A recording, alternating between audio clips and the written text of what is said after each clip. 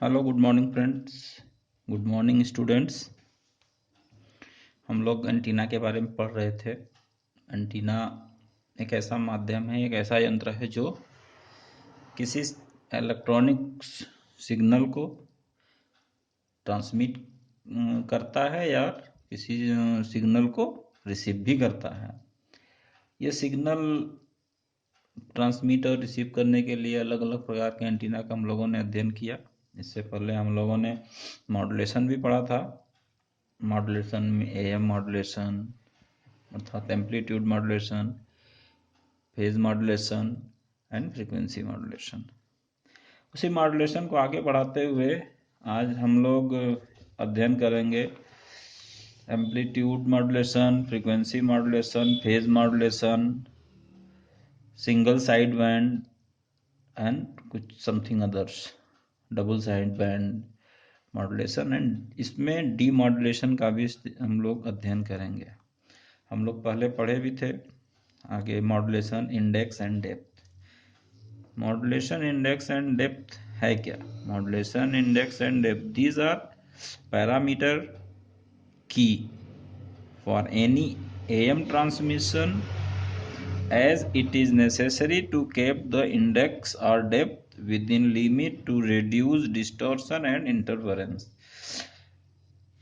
Modulation index या modulation depth का मतलब होता है कि ये किसी भी सिग्नल को ट्रांसमिट करने के लिए ये बहुत आवश्यक है कि ये ध्यान दिया जाए कि उसमें उस सिग्नल में कोई डिस्टॉर्शन और कोई इंटरफेरेंस न हो। इसके लिए मॉड्यूलेशन इंडेक्स और मॉड्यूलेशन डेप्थ की गणना की जाती है। इसका बेसिक क्या है?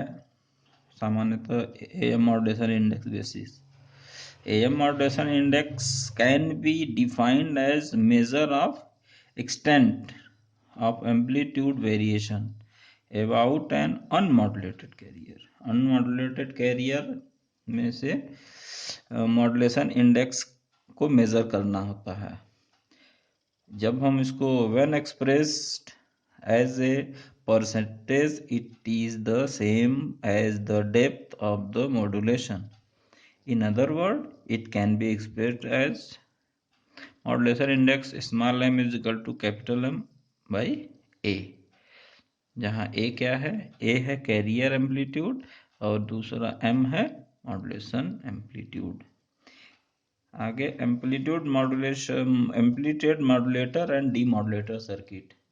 जब हम किसी सिग्नल को ट्रांसमिट करते हैं तो उसके लिए हमको मॉड्यूलेशन की आवश्यकता होती है। मॉड्यूलेशन का तात्पर्य होता है कि किसी डिजायर्ड सिग्नल को कहीं भेजने के लिए एक कैरियर सिग्नल का उपयोग करते हैं, जिस पे हम लोग उसको बैठा के या आरोपित करके ट्रांसमिट करते हैं स्पेस में। फिर वहाँ उस रिसीवर द्वारा उसको रिसीव किया जाता है और उस डिजायर्ड सिग्नल को वो देख पाता है या सुन पाता है।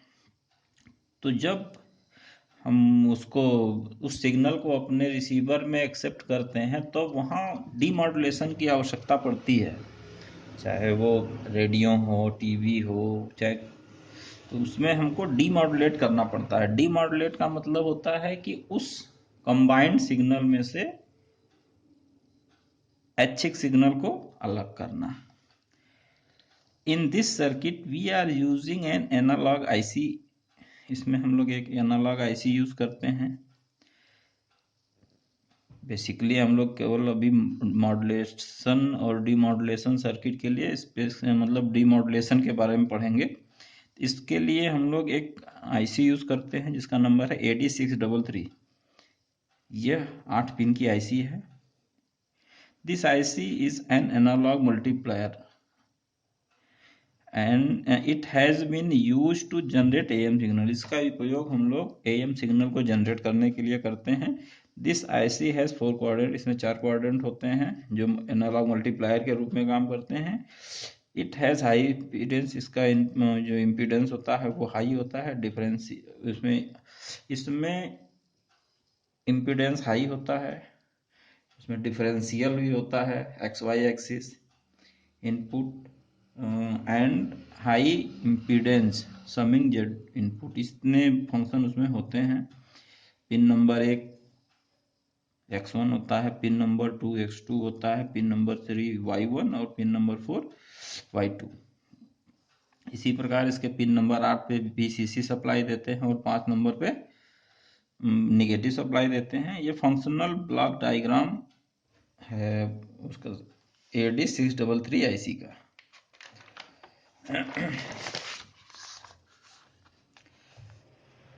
Demodulation of AM signal.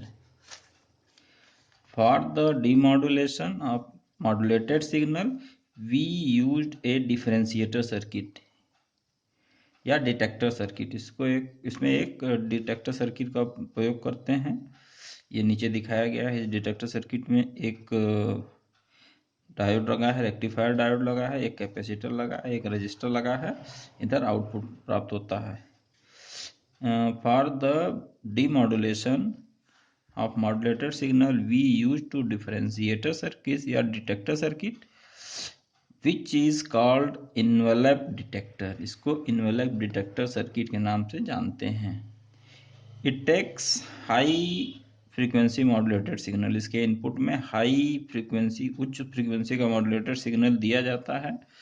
As input provide an output which is the envelope of the original circuit. जो आउटपुट में ओरिजिनल सर्किट को इन्वेलप के रूप में, जैसा कि डायग्राम में दिखाया गया है कि ये एम्पलीट्यूड मॉड्यूलेशन है। एम्पलीट्यूड मॉड्यूलेशन यहाँ से ऐसे चलता है, फिर यहाँ से ऐसे जाएगा, फिर ऐसे ये घटना ऐसे होते रहेगी। तो ये एम्पलीट्यूड मॉड्यूलेशन होता है। इसमें एम्पलीट्यूड का वेरिएशन होता है, फ्रीक्वेंसी कांस्टेंट होती है।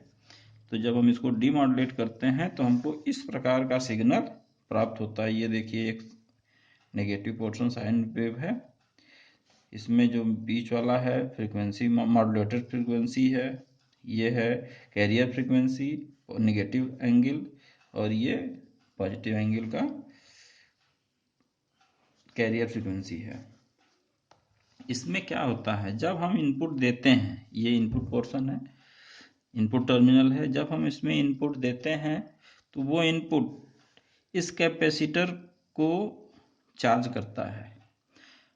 जब सिग्नल कम होने लगता है तब ये रजिस्टर, इस रजिस्टर के थ्रू सिग्नल डिस्चार्ज होता है और धीरे धीरे डिस्चार्ज होता है कैपेसिटर से। और यहाँ लिखा है, बताया भी है कि in the above circuit the capacitor store charges on the rising edge. जब करंट का मान बढ़ता है तब वो कैपेसिटर चार्ज होता है एंड रिलीज इट स्लोली। ये रजिस्टर के थ्रू स्लोली धीरे धीरे डिस्चार्ज होता है। व्हेन द सिग्नल फॉल, जब डिस्चार्ज जब कैपेसिटर डिस्चार्ज होने लगता है इस रजिस्टर के थ्रू। इसमें डायोड का क्या काम है, the diode in the series rectifier to the input signal allow the current flow only positive. आपको पता भी है कि डायोड, एक रेक्टिफायर डायोड फॉरवर्ड बायस में काम करता है। जब इस डायोड पर पॉजिटिव हाफ साइकिल आएगी तब ये डायोड फॉरवर्ड बायस में होगा। उसी दौरान ये डायोड का रेजिस्टेंस लो होगा और इसमें से करंट का प्रवाह होगा।